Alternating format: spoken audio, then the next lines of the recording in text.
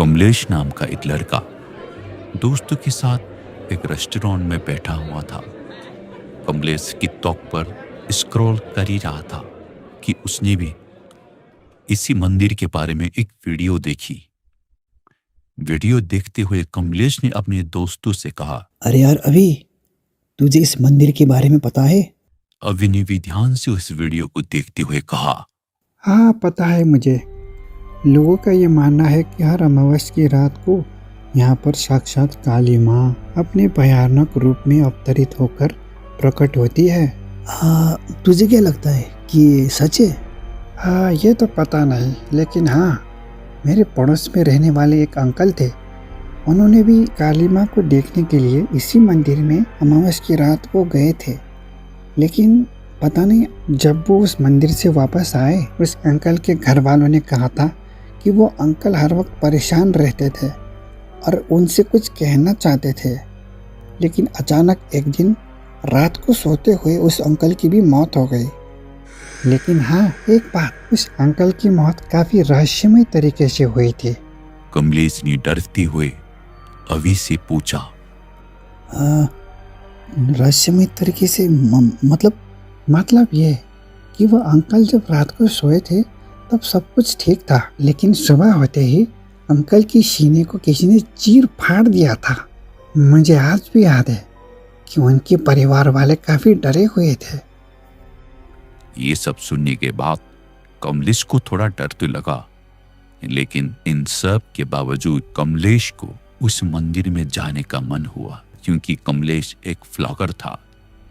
उसे ऐसे ही मिस्टीरियस जगह पर जाना और नए नए लोगों से मिलना उसका एक हॉबी था। कमलेश हमेशा अपने साथ एक कैमरा रखता था ताकि वो हर एक मोमेंट कैप्चर कर सके। कमलेश अचानक अपनी जगह से उठा और अपने दोस्तों की तरफ देखते हुए कहने लगा, गाइस मिल गई मुझे मेरा डेस्टिनेशन, हम इस मंदिर में जा रहे हैं। ये सुनते ही अवि ने मना किया, अरे पागल हो गया क्या तू, या सटक गई तेरी? कार्तिक जो अब तक चुपचाप बैठा हुआ था, उसने भी कमलेश की तरफ देखते हुए कहा, स्क्रू ढीला हो गया क्या तेरा भाई? तू क्या बोल रहा है, तुझे पता है? हाँ? लेकिन कमलेश अपनी जिद पर अड़ा रहा। गाइस कम ऑन, कितना मजा आएगा। जरा सोचो, पहाड़ियों के ऊपर मंदिर और उस मंदिर से नीचे का नजारा। नहीं नहीं नहीं, लगता है सच में इसका स्क्रू ढीला हो गया है नहीं यार। जाएंगे, मतलब नहीं जाएंगे। तुम लोग मेरे साथ आ रहे हो, दैट्स इट, फाइनल। आखिरकार कमलेश ने अपने दोस्तों को मना ही लिया। दिन बीतते गए।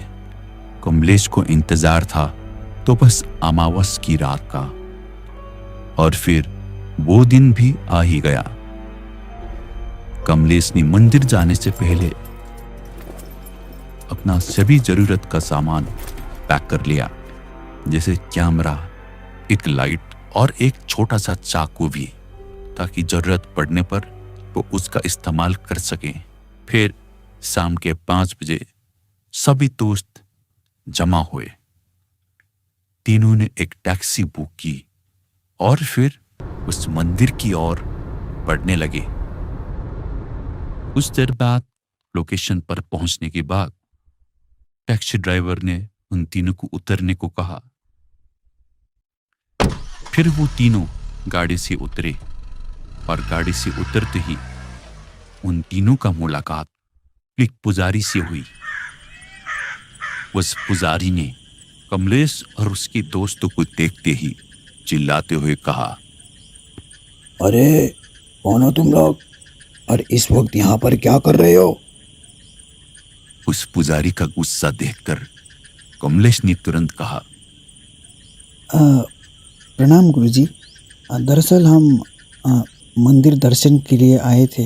अरे चले जाओ वापस, मंदिर कुछ ही पल में बंद होने वाला है, चले जाओ चले जाओ। हमें माफ़ कीजिएगा पंडित जी, हमें पता नहीं था, लेकिन हमारे कई दिनों से इच्छा थी कि हम इस मंदिर के दर्शन कर लें, तो प्लीज़ हमें जाने दीजिए प्लीज़। उस पुजारी ने कमलेश और उसके दोस्त को बड़ी ही ध्यान से देखा और फिर कहा, ठीक है तुम लोग जा सकते हो, लेकिन मेरी एक बात का याद रखना, मंदिर से वापस लौटते वक्त तुम में से कोई भी पीछे मुड़कर मत देखना। और हाँ, गलती से भी वापस जाने की सोचना भी मत, सोचना भी मत, सोचना भी मत। ये कहते हुए पुजारी वहां से गुस्से से चिल्लाते हुए सोचना भी मत, चला गया। सोचना भी मत। ये देखकर कमलेश के दोस्तों ने कहा कि वापस चलते हैं, लेकिन कमलेश के मन में कुछ और ही चल रहा था। उसे हर हाल में उस मंदिर में जाना ही था। उसने अपने दोस्तों को फिर से मना लिया और फिर तीनों उस मंदिर की ओर बढ़ने लगे। वो मंदिर काफी ऊंचाई में था, इसलिए उन तीनों को काफी तकलीफ हुई। सूरज भी लगभग ढल चुका था, इसलिए अंधेरा अब छाने ही वाला था। जैसे तैसे वो तीनों मंदिर तक पहुंच गए। मंदिर पहुंचते ही तेज हवा चलने लगी और तेज हवा के कारण मंदिर की सारी घंटियां हिलने लगी। मंदिर से कुछ लोग दौड़ते हुए बाहर की तरफ आ रहे थे।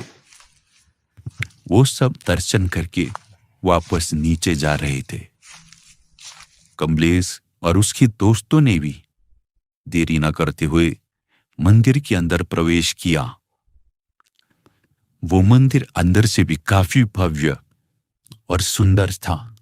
कमलेश ने देरी न करते हुए अपने बैग से कैमरा निकाला और रिकॉर्ड करने लगा। कमलेश रिकॉर्ड करते हुए आगे बढ़ ही रहा था कि तभी मंदिर के अंदर सभी पुजारियों ने कमलेश और उसके दोस्तों को वापस लौटने के लिए कहा, लेकिन कमलेश अभी भी सब कुछ रिकॉर्ड कर रहा था कि तभी उनमें से एक पुजारी गुस्से से कमलेश की तरफ बढ़ा और कमलेश और उसके दोस्तों को घसीटते हुए बाहर निकाल दिया। इसी धक्का मुक्की में कमलेश का कैमरा नीचे गिर गया, लेकिन इस बात से अनजान कमलेश और उसके बाकी दोस्त वापस नीचे लौटने लगे। तीनों के चेहरे में एक उदासी सी थी, क्योंकि तीनों को ही मंदिर दर्शन करने को नहीं मिला था। लेकिन सबसे ज्यादा दुख कमलेश को था, क्योंकि वो ये जानना चाहता था कि सच में काली देवी प्रकट होती है या नहीं। लेकिन उसका सारा सपना एक पल में ही चूर हो गया।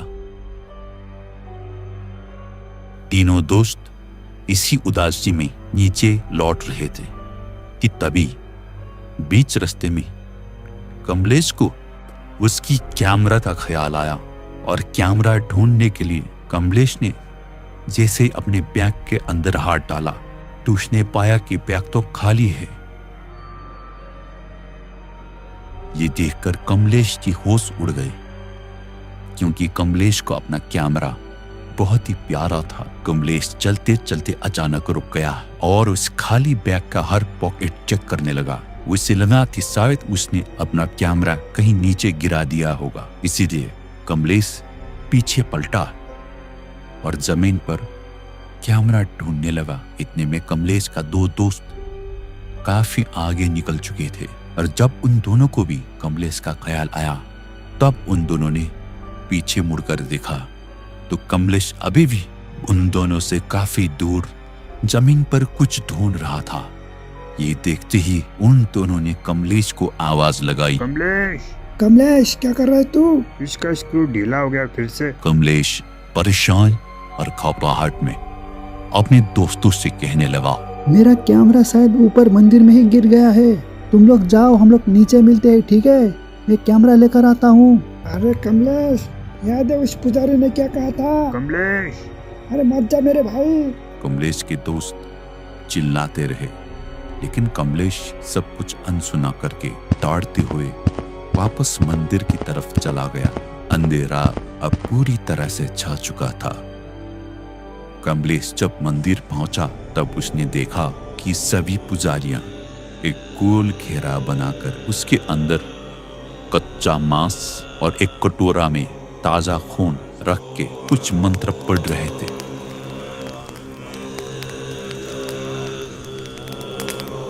उस घेरे के बीचों बीच मसाल जल रहा था।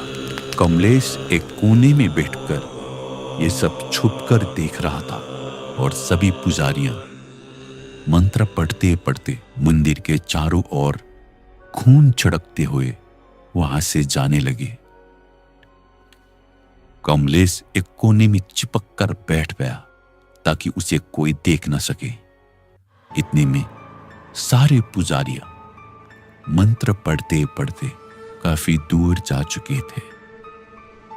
अब उस जगह कमलेश अकेला था। कमलेश को डर से ज्यादा ये बात जानना था कि वाकई में साक्षात काली मां प्रकट होती है या नहीं। कमलेश फटाफट अपना कैमरा लेने के लिए मंदिर के अंदर चला गया। कमलेश ने जल्दी जल्दी अपना कैमरा ढूंढना शुरू किया। उसने इधर उधर हर जगह देखा, लेकिन उसका कैमरा उसे कहीं नहीं मिला। कमलेश अपना कैमरा ढूंढ ही रहा था कि अचानक उसे कुछ घंटी जैसा आवाज सुनाई दी। गौर करने पर उसे पता चला कि ये आवाज तो बाहर से आ रही है। कमलेश धीरे धीरे मंदिर से बाहर की तरफ बढ़ने लगा और जैसे ही कमलेश मंदिर से बाहर आया और जो उसने देखा उसे देखकर कमलेश की होश उड़ गए। उसने देखा कि उस गोल घेरे के बीच साक्षात मां काली अपने भयानक रूप में नृत्य करते हुए कच्चा मांस खा रही थी और भयानक तरीके से नृत्य करते हुए वो कच्चा खून भी पी रही थी। ऐसा नजारा देखकर कमलेश अंदर से सहम गया। वो धीरे धीरे पीछे की ओर जा रहा था कि तभी उसका पैर फिसला और वो नीचे जमीन में धड़ाम से गिर गया। कमलेश के गिरते ही काली देवी अचानक कमलेश की तरफ मुड़ा और गुस्से से कमलेश की तरफ बढ़ने लगा और कमलेश के बिल्कुल नजदीक आकर अपनी गुस्से से भरी आवाज में कहने लगी, मूर्ख, तूने यहाँ आने की हिम्मत कैसे की? क्या तुझे पता नहीं आज अमावस्या की रात है और आज जो भी मेरे पास आएगा मैं उसका खून पी जाऊंगा। मुझे माफ कर दो देवी, मुझे माफ कर दो देवी माँ, मुझे पता नहीं था, मुझे क्षमा कर दो। काली मां का गुस्सा सातवें आसमान में था, लेकिन फिर भी काली मां ने कमलेश को वहां से जाने की इजाजत दे दी, लेकिन साथ में ये भी कहा, ठीक है, अभी तो तुम जा सकते हो, लेकिन जाने के बाद अगर तुमने हमारे बीच की बातें किसी को बताई तो रात को मैं तुम्हारा दिल निकालकर तुम्हारा खून पी जाऊंगा। इतना कहकर काली मां वहां से गायब हो गई, लेकिन कमलेश कुछ देर तक मूर्ति की तरह वहीं पर खड़ा रहा। कमलेश ने आओ दिखाना ताओ वहां से तुरंत भागने लगा और भागते भागते वापस अपने दोस्त के पास पहुंचा। फिर तकरीबन 2 दिन तक कमलेश अपने कमरे से बाहर नहीं निकला। वो बस दिन भर कमरे में बंद बस खिड़की से बाहर झांकता रहता। कमलेश ने कई बार अपने परिवार वालों से बात करने की कोशिश की। मम्मी पापा, मुझे आप दोनों से कुछ कहना है। इतना कहकर कमलेश चुप ही रहता। उसे देखकर ऐसा लगता था जैसे वो कुछ कहना चाहता हो। दिन बीतते गए, लेकिन कमलेश की हालत में अभी तक कोई सुधार नहीं था। कमलेश को उसकी इलाज के लिए हर अस्पताल, दवा और दुआ जब कोई काम नहीं आया, तब एक दिन कमलेश के दोस्तों ने उसको एक बाबा के पास ले गया। उस बाबा ने कमलेश को बड़े ही ध्यान से देखा और फिर एक थाली में कुछ चावल और एक मोम जलाकर कमलेश के सर पर हाथ रखकर आंखें बंद कर लिया और फिर धीमी आवाज में मंत्र पढ़ते हुए थाल में रखा हुआ चावल धीरे धीरे करके बाहर फेंकने लगे। फिर कुछ देर बाद थाली में रखा हुआ वो मोमबत्ती अपने आप बुझ गई। जैसे ही वो मोमबत्ती बुझा, बाबा ने अपनी आंखें खोली और फिर कमलेश को थाली में रखी हुई कुछ कच्चा चावल खाने को कहा। और जैसे ही कमलेश ने वो कच्चा चावल खाया, वो अचानक खांसने लगा।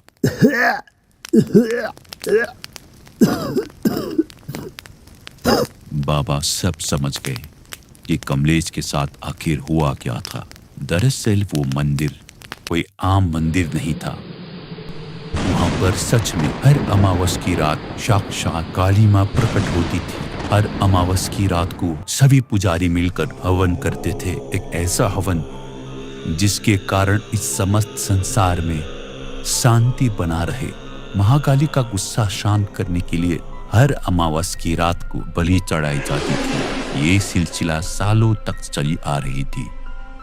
फिर एक दिन एक पंडित बलि चढ़ाने के बाद जब वो नीचे उतर रहा था, तब उसे याद आया कि उसने अपना हथियार और कुछ सामान ऊपर मंदिर में ही भूल गया है। तब वो पुजारी फिर से ऊपरी मंदिर की तरफ गया और जब वो पुजारी मंदिर में पहुंचा, तब उसने देखा कि महाकाली, साक्षात महाकाली अपने भयानक अवतार में नृत्य करते हुए खून पी रही थी। जब महाकाली ने उस पुजारी को देखा, तब वह और भी क्रोधित हो गई और कहने लगी, यहाँ से जाने के बाद अगर तुमने किसी को बताने की हिम्मत की तो मैं तुम्हें ढूंढूंगा और तुम्हारी छाती चीर दूंगा, तुम्हारा दिल निकालूंगा और खून पी जाऊंगा। ये सुनने के बाद वो पुजारी डरते हुए वापस अपने घर गया। लेकिन घर जाने के बाद भी वो पुजारी काफी परेशान रहने लगा। महाकाली ने कहा था कि ये बात किसी और को मत बताना। अगर उसने किसी को बताया तब वो उसी वक्त उसकी प्राण ले लेगा।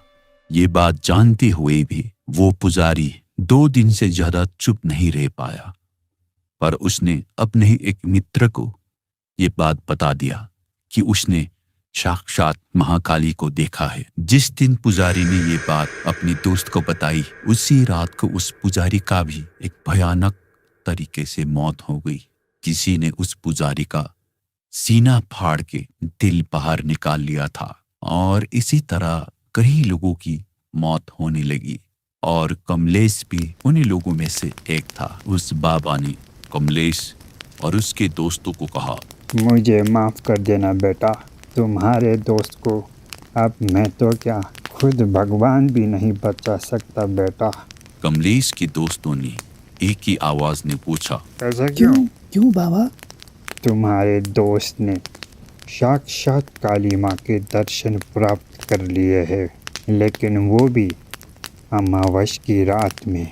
महाकाली का रूप मतलब क्रोध से भरा हुआ रूप होता है। जब कोई आदि शक्ति अपनी भयानक क्रोध से भरा हुआ रूप में होती है, तब उसे कोई भी बुरा अच्छा कुछ नहीं देखता। और तुम्हारे दोस्त ने भी उसी रूप को देख लिया था। तो अब क्या होगा बाबा?